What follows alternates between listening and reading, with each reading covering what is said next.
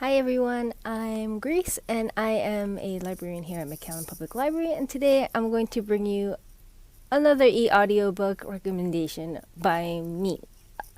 So this one is a Star Wars series. It's a Star Wars Legends series and it's called Star Wars Darth Bane Trilogy, and it is by a man named Drew Karpyshyn.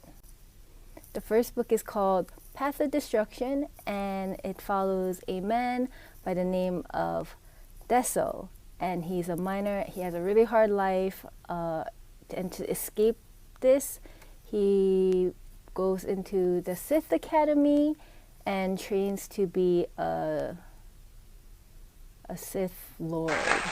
Basically, this was 1,000 years before the Clone Wars, so back then there were many masters and many apprentices.